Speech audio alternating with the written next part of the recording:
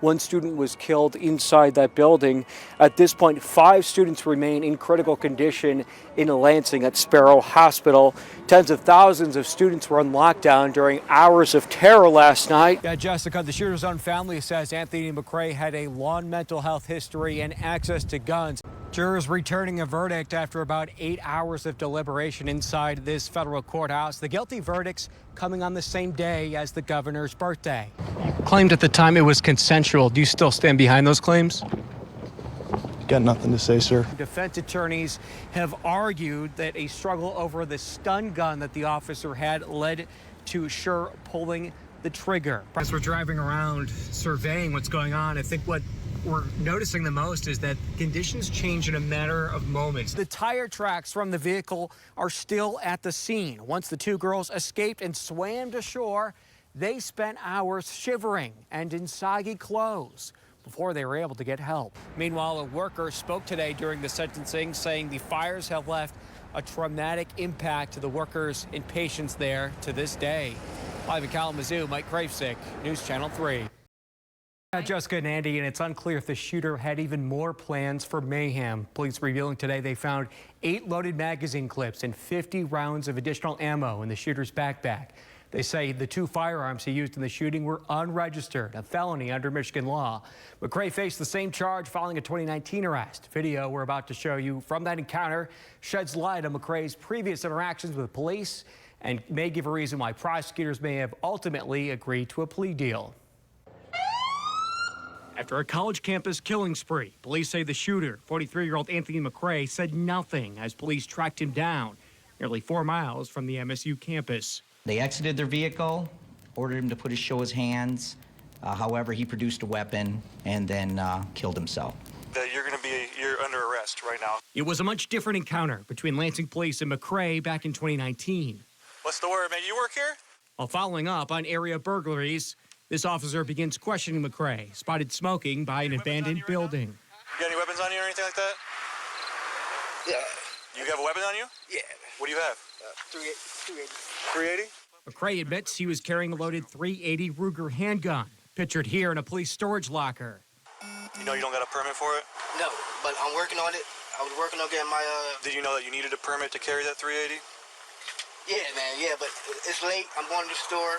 McRae was charged with a felony concealed weapons charge. His attorney claimed officers had no cause to detain him, arguing the search was unconstitutional. We're going to seize this weapon, and he's going to be bipped on CCW down in jail. Court records show before the case headed to trial, former Ingham County prosecutor Carol Simon agreed to a deal, allowing McRae to plead to a misdemeanor weapons charge to avoid jail. A 5-year felony charge which barred McRae from legally owning a gun was dropped. We would all hope that a prosecutor would uphold the law as it's written. There's always room for discretion. However, that one will be under scrutinized for a long time, I'm sure. Questions continue to swirl more than 3.5 years after the arrest. Police say McRae legally owned the 2 9mm guns used to carry out the mass shooting. McRae's family says he became angry and isolated following his mom's death in 2020. After the shootings, police say McRae appeared to be walking on the 5-mile route from campus to his house, where he lived with his father. It appeared to us that he was heading home when someone just spotted him from the picture we put out on him. McRae's senseless acts compromising the feeling of safety for tens of thousands of Michigan State students. McRae says safety was the reason he told police he carried a gun back in 2019. Why were you carrying it?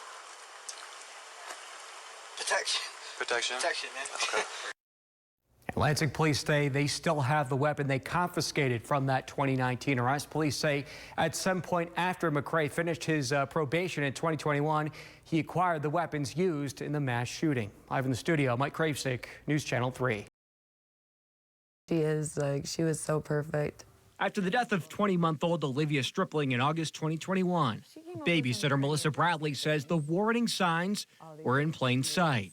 Every time I'd see her again, she always looked way worse. She took these photos showing bumps, bruises, and bite marks on Olivia Stripling, the little girl she babysat for several months in 2021. According to this Portage Public Safety Police report in May 2021, Bradley went to police and notified Child Protective Services about suspected physical and sexual abuse. CPS obviously didn't do their job. It's just messed up. The night of August 7th, 2021, police say Olivia's mother, Cody Lyon, kicked her infant daughter when she climbed into her bed. Police say Olivia then hit her head on a coffee table. Bradley called 911 after Olivia had a seizure on her bedroom floor. 30 minutes after Bradley picked her up from Cody Lyon's apartment. I didn't really know that she was even having like a seizure, and I thought she was just laying down. Medical examiners say she died the following day from the head injury. I lost someone that I considered like my daughter. Kalamazoo County prosecutors charged 31-year-old Cody Lyon with second-degree murder and child abuse last fall. The defendant, albeit over a year later, eventually admitted to the police that she was frustrated. She had been on a drug bender for several days. She was frustrated. The kids wouldn't let her sleep. Judge Richard Santoni. This child wasn't killed in one day. Ordered Lyon to stand trial last month. This child was treated savagely and brutally based on the injuries that I see. Based on Olivia's injuries, a state police detective testified he suspected sexual abuse. Was it your understanding that there was, in addition to the fatal injuries to Olivia, was your understanding that there was also potential sexual abuse to Olivia? Detectives closed the case after CPS found, quote, no signs of abuse or neglect in their investigation, including no signs of trauma found during an emergency room visit. Months earlier, Portage PD reached out to CPS about, quote, very poor living conditions at Lyon's apartment. I still don't understand how they went into that house and allowed them to keep those kids. It was sickening. State police records show Cody Lyon previously had 3 children removed from her care. This memo from CPS to police confirms investigators sustained abuse and neglect allegations from a 2017 arrest. Police said Lyon had meth and other drugs in the same home with her 3 kids. We wanted to ask the Michigan Department of Health and Human Services, which oversees CPS, about why it took apparent action to remove Lyons' children in 2017, but not 4 years later when additional allegations surfaced. An agency spokesperson declining our request, saying that by law, the department can't release any records due to confidentiality. He says the decades-old state law was designed to protect victims from having additional trauma if details of their cases were made public. This has been an ongoing problem. Republican State Senator Jim Runstad wants to revamp laws preventing the state health department from releasing CPS records. Runstad says more transparency into CPS is needed after the death of 5-year-old Ethan Belcher. Police say he was tortured and beaten by his mother and stepfather. The Detroit area couple is now charged with murder. It sounds to me, from everything I've heard, is a complete failure from CPS's side. Was it the caseworkers? Was it the supervisors? Was it the whole system? Ultimately, the system failed these babies. Ethan's aunts, Ashley Belcher and Candace Rush, say they pleaded with CPS investigators for years to take action. And these children are sent back to these homes, and ultimately, they lose their lives at the hands of these monsters. A 2018 Office of the Auditor General report calls Child Protective Services, quote, deficient. The audit revealed investigators failed to complete investigations in required timeframes, had incomplete background checks, and didn't accurately assess a child's risk of harm. According to a random audit of cases in that report, CPS investigators failed to submit petitions to courts to remove children 10% of the time in cases where the level of abuse required investigators to file removal petitions with courts. MDHHS says it agreed with the OAG's findings.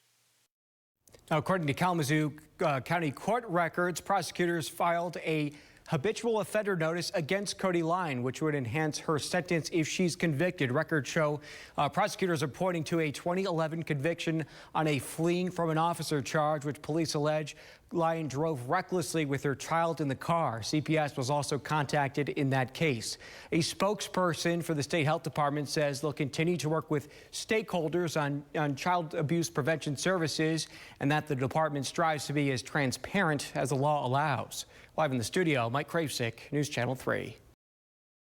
Is showing up, Mike, to keep a closer eye on Olsen tonight. Yeah, Andy, and with the election less than 2 weeks away, some officials in Barry County say the rhetoric continues to impact voter confidence in this election. In the backdrop, a special prosecutor is deciding whether to charge Barry County Sheriff Darleaf connected to allegations involving one of Olson's voting machines. These will be sealed with a recorded numbered seal until the end of election night.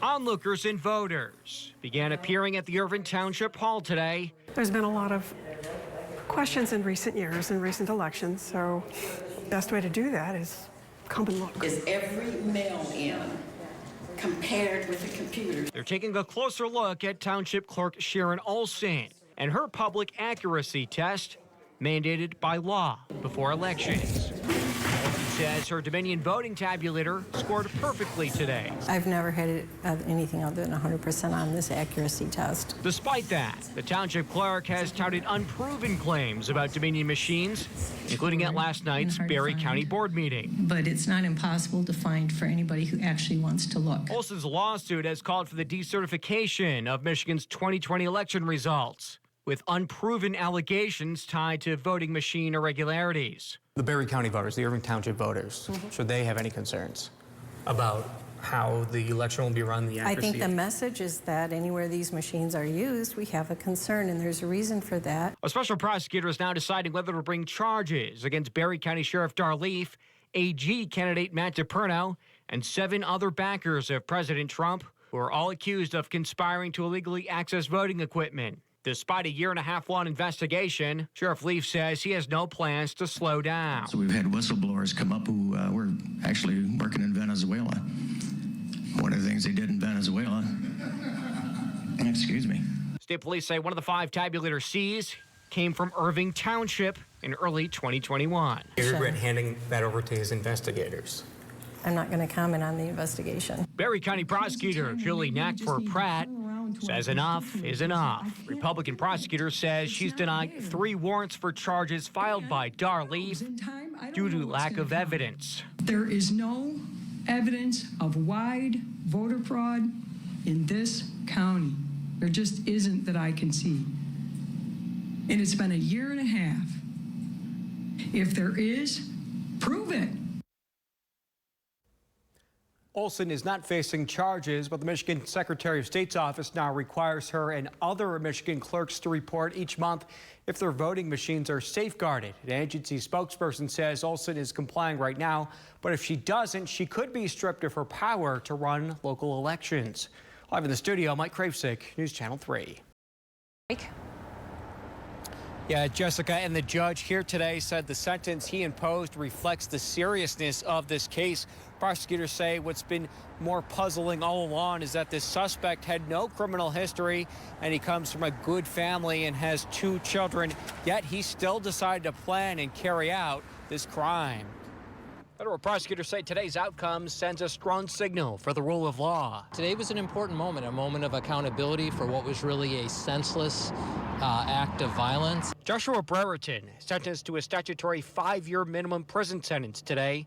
25-year-old pleaded guilty to arson. He was wearing camo, a backpack, and carrying lighter fluid when he broke into the Planned Parenthood grounds last July before starting multiple fires. Brereton today saying he did it to protect someone, adding he didn't go about it the right way.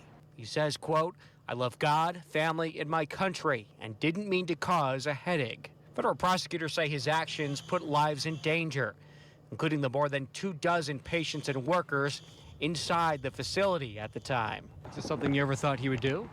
No, God, no. No, he helped everyone. He was kind and good. Anybody needs something, Joshua was there for him.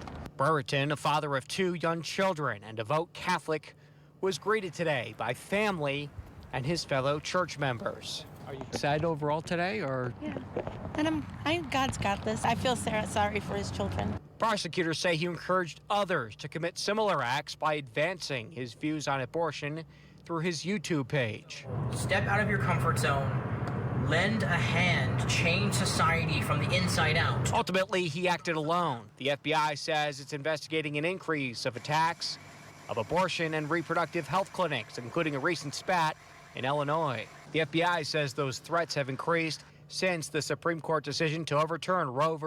Wade leaked in June. Brereton carried out his crime weeks later. Are you afraid of copycats?